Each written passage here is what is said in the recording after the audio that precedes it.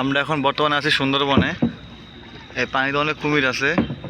ও যে দেখেন ওখানে বাঘ আছে, ওই সাইডে বাঘ আছে। হ্যাঁ, এই যে আপনারা দেখতে পাচ্ছেন কিনা জানি না, ওই সাইডে একটা বাঘ আছে। সব জঙ্গল আর জঙ্গল।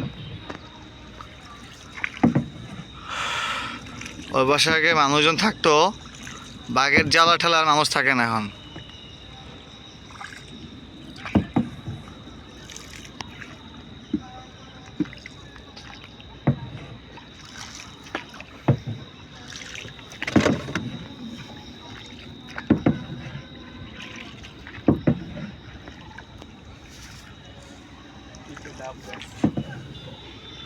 কেডা চিল্লায়?